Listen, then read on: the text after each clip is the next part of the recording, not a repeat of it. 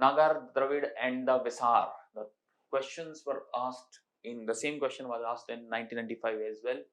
And okay, the question says the three styles are the three main racial groups of the Indian subcontinent, three main linguistic divisions, and three main styles of Indian temple architecture, and the three main musical gharanas. And it is a very, very easy question. If you are not able to answer this, then what can I say? Okay, so what is the difference? Let's talk about it. Okay, we will talk about it by looking at the temple of them. This is how I am going to teach in our foundation course, by images and maps. So Nagar style, the Dravida style, Vesara style, whatever where they were popular. So Nagar style were popular in the North India, although many temples are not remained there because in North India the stone was not available, particularly in the Ganges plain. And then whatever the temples there were destroyed by the invaders in medieval period. There are sub schools of Nagar style. There are Orissa temple architecture is there. Then the early medieval period, there are temples of Gujarat, Jaina temples of Gujarat.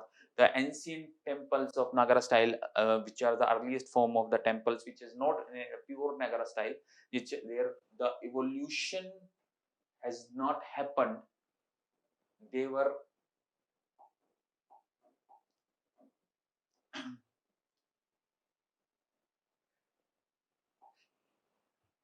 so those are in Madhya Pradesh, Vindhyachal, etc. Okay, so here, as you can see, the tower, the temple tower is curvilinear. There are curves, right? And here it is a pyramid in South India or the Dravida, like pyramid. Okay, story by story. Okay. Here it is curve. By this sketch, you will understand better. Plinth, there is a platform is laid, and on that platform there is a Garbhagriha or the central shrine. Here the Shivling is shown here. It is a Shaivite temple, or if there is a say Vaishnava temple, there is image of Vishnu or some other god, or any other temple, say goddess Durga, Shakti temple is there. Okay. Okay. Now this is called Garbhagriha. Then around Garbhagriha there is a central chamber. There is circumambulation chamber, whether inside it or whether outside it, so that one can revolve around, one can go around it. This is a tradition. This is actually part of the ritual. Then over this Garbhagriha, this tower is formed. This is curvilinear tower, which is known as the Shikhar. While in Dravida architecture, the same is there, the plinth is there, Garbhagriha is there. There is the pyramidal tower which is known as Viman. This is the principal difference. Although Viman is at the top of the Viman, there is a capstone, and here there is another stone which is known as Amalak. In front of the main shrine, main Shikhar, there are mandaps. There are various chambers like audience chamber, dance chamber, like Nritya mandap, audience chamber where devotees can sit, they can do kirtans, they can pray, they can sit and do meditation, etc. And they also had a little bit of, small sized shikhars, but in South India, these are missing. In Dravida architecture, these are missing. What is difference in Dravida architecture is another thing, is the like the height even the larger than the main Viman.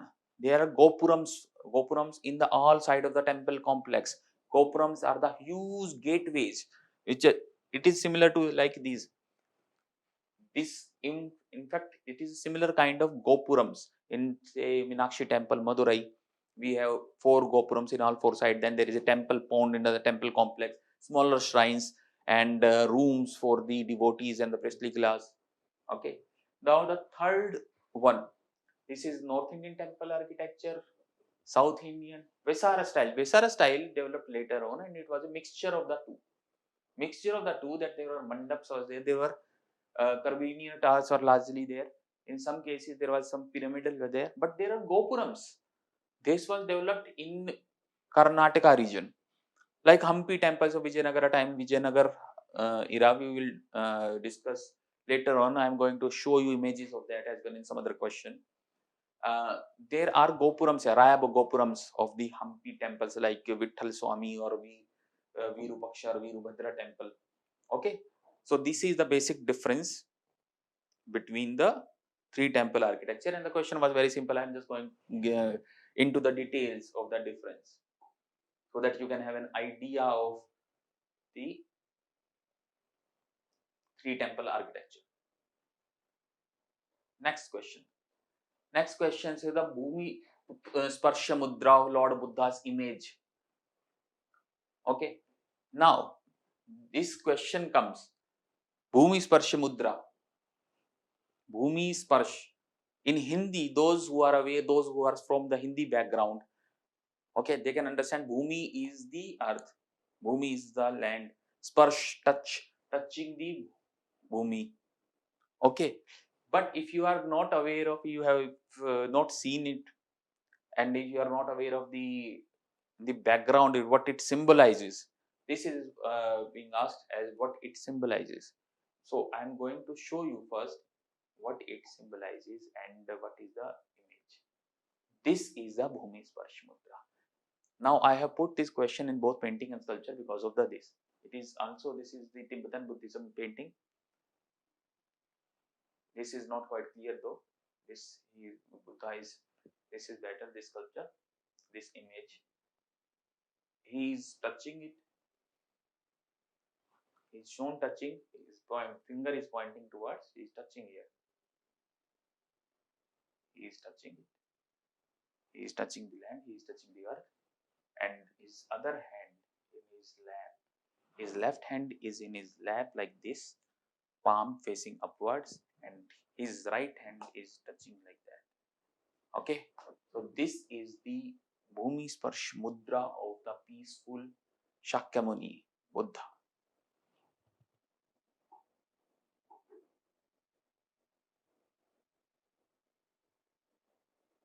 Okay, now what it symbolizes.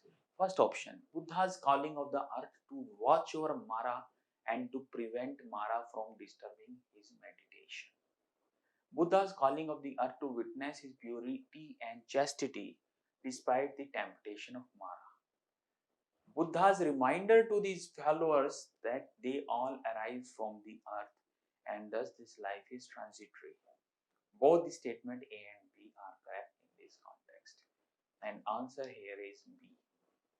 But can you eliminate it without the knowledge? In this question, in these options, there is mention of Mara. Again, Mara. So A and B, you must be aware of the Mara. Okay. So D can be possible because both A and B. Now look at the C. Can we eliminate C? Buddha's reminder to his followers that they all arise from the earth and finally dissolve into the earth, and thus this life is transitory. You cannot eliminate it by applying your any kind of logic, etc. So this is a very confusing question. It is a purely factual question. Unless and until you are aware of it, aware of the actual background, what is the philosophy, what is the Buddhist philosophy, what is Mara. So who is Mara? What is Mara? And unless you don't know, you cannot solve this question. You have to leave this question. So actually in Buddhist philosophy, Mara is a demon. Mara is a demon who symbolizes the greed, temptation, any of these negative feelings as of negative attributes of character here, like associated with that rebirth desire. Okay, and as the right option, I have already told you that Buddha is calling the earth to witness his purity and chastity despite the temptation of Mara. So this image reflects the time when Buddha was on his way to enlightenment by meditation at Bodh Gaya, and when the Demanvara, according to Buddhist philosophy, which symbolizes, which is might not be there, but according to the faith, which symbolizes the death, rebirth, and desire. Because why Buddha was, what is enlightenment? Why he was meditating? I'm just giving you an idea here, which because this aspect will be repeated again and again. Concept of sansar and moksha, worldly affairs and the liberation from the worldly affairs. Moksha, ancient Indian or even the any time, even in medieval or even modern times, the belief system of the orthodox Vedic religions, how it developed, how it evolved, and even an unorthodox, was that the those who believe in soul, those in the existence, that the soul in this world comes and then it goes after the death, and then it comes again either in this world or any other world, either in form of the human life or animal or in any other world. There are maybe many worlds. So there is the concept of the transmigration of soul. In Vedic religion, in Hinduism, it is believed that transmigration of the soul happens. In fact, Jainism is also quite close to it. And a person's actions, a person's conduct, his karma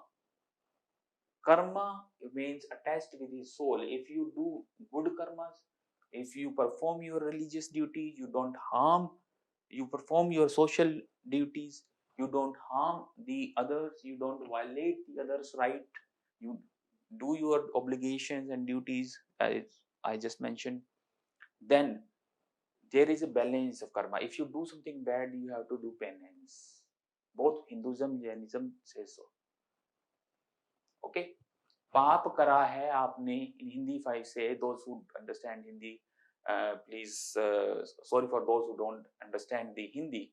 पाप करा है आपने, so penance you have to do it. Then this transmigration of the soul happened, and here it is calculated according to your karma, that in the next life, whether you will be born as a lower human being, I mean lower caste human being, or as a lower life like any animal or even insect, where you have to suffer. And according to this concept of the sansara and moksha, the transmigration of the soul, this cycle happens repeatedly. Like in Buddha's case, there are stories about Buddha's previous birth, 550 previous birth. There are Jataka stories in Buddhist Nikaya and Buddhist text, that after these 550 birth, Buddha ultimately in this birth as Gautama, Shakyamuni Buddha, become Shakyamuni Buddha by meditation, and ultimately he knew the true knowledge. He got the enlightenment, Kaivalya, you can say so. Kaivalya. In Jainism too, you will learn about this term. And at that time, when he was meditating and he was trying to get the ultimate knowledge, to free himself from the worldly bondages, to free himself from the tension of all kind, right? To get ultimate happiness and to free ultimately from this transmigration of soul, from the cycle of birth and rebirth, that is the called moksha. In Hinduism, they focus on the ritual sacrifices. Although there are multiple branches. There is also the similar branch in which the true meditation and obtaining the true knowledge, the Upanishadic thought is there. And there are also the dharmic performance of the dharmic duty. I just mentioned about the sacrifices and rituals according to the tradition of one and sub-tradition of one. That is how one can hope for moksha, or at least to nullify the negative effect of one's bad karma. That is how to do penance and to afterlife, and to make sure that afterlife does not go bad, he does not go to the hell, rather he will go to the either heaven, or he will come to the earth or some other world. He will come as a human being in some good family. Okay, so this is actually the broader concept I just told you in very brief, but you might have some better clarity about it. Okay, so Demon Mara, we are talking about that. Who was Demon Mara? That Demon Mara is associated, he symbolized the death, rebirth. Okay, that because the Buddha was trying to do meditation for moksha and the transmigration of the soul, death, rebirth cycle, etc. Okay, so Mara was associated with the death, desire. So if so, he tried to break his meditation. He tried to break his meditation to make. He was trying to get him tempted to, that is, he will desire something. Okay, let's break your meditation. Don't go for the achievement of the enlightenment.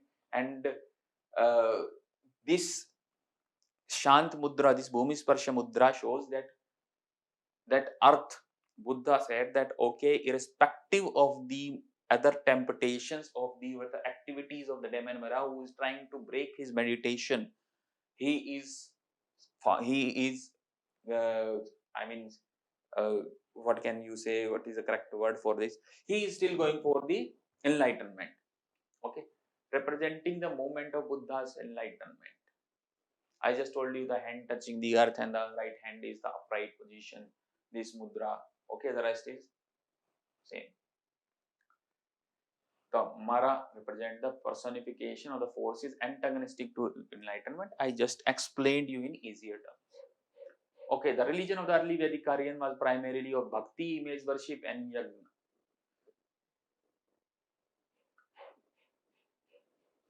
Okay, bhakti, image worship, and yajna.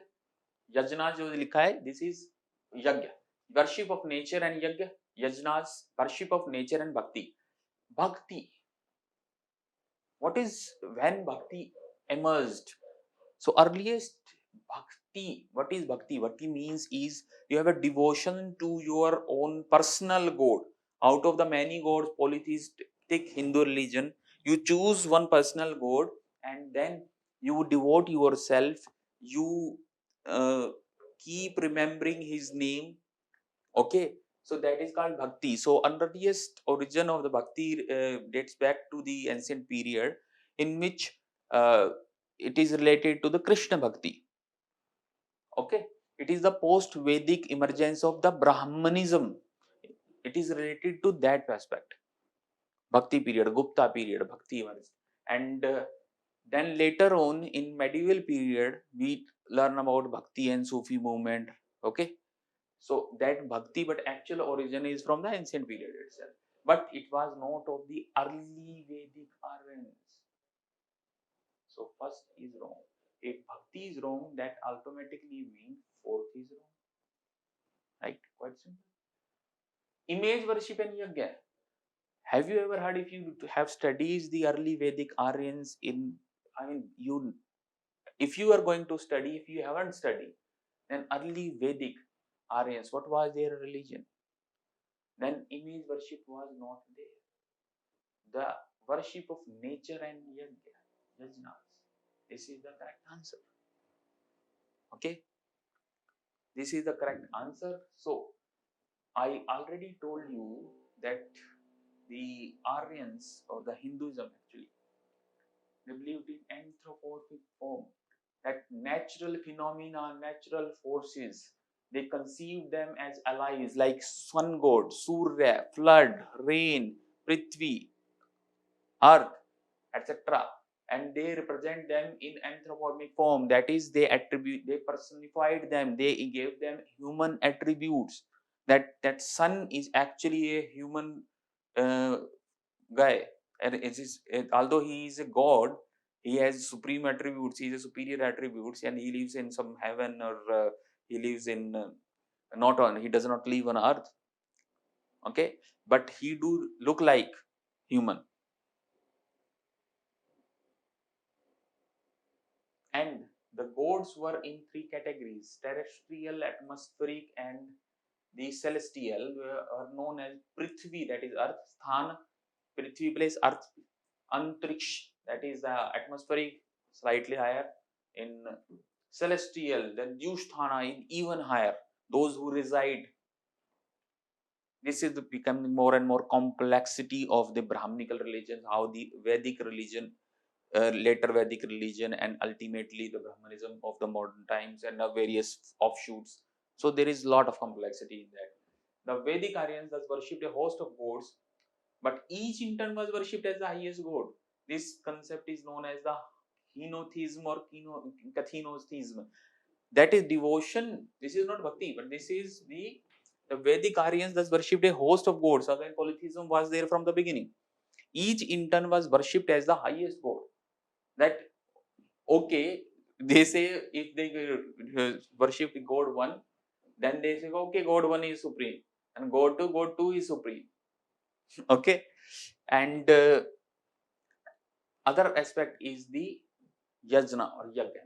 We are going to discuss the what were they next. Okay. In Rigvedic times, even under IVC, there were no temples. There were open air worship. Later Vedic time onwards, Rigvedic times, the people were pastoralist.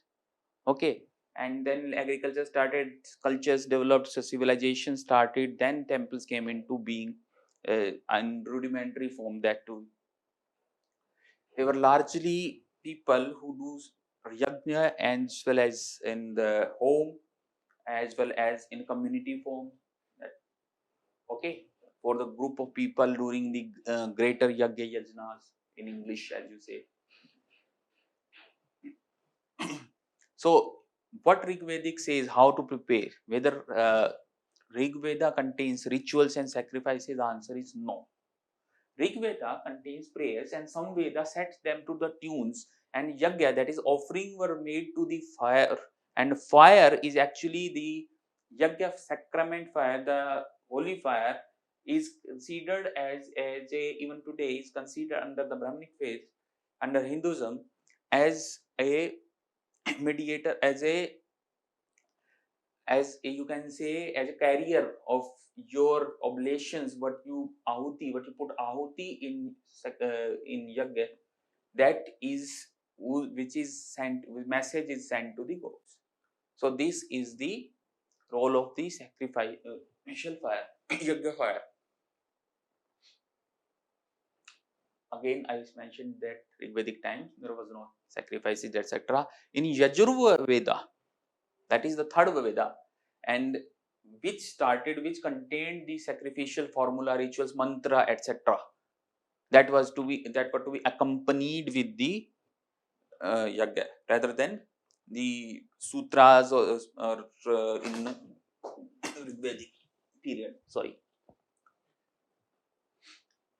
Vedanga is associated allied Vedic literature. Kalpa Sutra mentioned the various yajna types. The famous, one of the famous yajna types, three famous yajna types. These are actually the big yajna. There are also the individual yajmana can invite a Brahminic priest, and he can do yajna for his or his family's benefit, spiritual benefit, material benefit. That is the ultimate thing. That is, oh God, give me son, give me wealth, etc. Now, these important yajna which are mentioned in Kalpa Sutra is also in the other ancient texts. Rajasuya, Ashwamedha, and Vajpaya. Ashwamedha, very much popular. You must have heard about the Ashwamedha yajna, the Ramayana story of Love Kush. After at the Valmiki ashram, near Valmiki ashram, snatching the Ayodhya king, Lord Rama, Shri Ram's horse, and this is how the Love Kush, they met their father. First, they battled against the army with that small army unit along with that horse. Then they defeated anyone who came from Ayodhya, Lakshman, Hanumanji, and ultimately they fought with the Lord Rama, and that's how Sita Mata and Love Kush again met, and then they returned to the Ayodhya. So Ashwamedha. So what is Ashwamedha? Ashwa is horse. In Ashwamedha, a king sets free his horse after a yagya, after some rituals, etc., a ceremony, and then that horse freely roams in any direction. And that horse is accompanied with a few soldiers, and wherever that horse goes, the smaller king, smaller, or you can say a local feudal lord, if he does not resist, okay, if he does not resist, if he does not capture it, that means he is submitting to the authority of the king who has done the Ashwamedha. Okay, so this is the way of the expansion, the peaceful expansion of the kingdom or empire through Ashwamedha. If one snatches it, if one says, okay, that horse is now ours, if the one feudal lord, etc., then the fight happens. On the return of Ashwa, after successful campaigns for a few months, then the Ashwamedha is concluded. Ceremonies again happen, and that area becomes a part of the larger sovereign. Other yagya, Rajasuya, Raja, King Suya. It is like Rajabhishek ceremony. When the consecration ceremony happened, when a new king comes into picture, then he did Rajasuya. Vajpayee. Vajpayee ceremony, there is chariot race, and the use it is criticized by some leftist historian that king's chariot was made to win. Although I am not making an authoritative claim about that, but it is mainly a chariot race, because Aryans were fond of the chariots, and obviously they were the horse bearing society. Cow and horse were the predominant there because they had the Central Asian context and they came from there. And if you recall, Hindi serial, the Bollywood movies like Ramayana, Mahabharata, etc., you have seen the importance of the chariots, Rath. And in our culture too, like Mahabalipuram Raths, there are number of, like in extreme south, there are number of the cultural examples of the depiction of Raths or chariots. In Hollywood movies, if you have seen, you must have seen the gladiator fight scene in which some there are a few chariots were shown in that. Even in this Bahubali, Bahubali chariots were shown. In another Hollywood movie, if I recall correctly, Troy. Okay, Troy is in Turkey. So Troy, that time period, chariots were shown. Okay, so even in Troy, that region, they were also Aryans. They were also the Central Asian Aryans, Aryan movement. We will learn about the Aryan movement towards Iran, towards India, towards Europe. That is why the Indo-European group of languages, Sanskrit falls under that, because there is similarity. Okay, now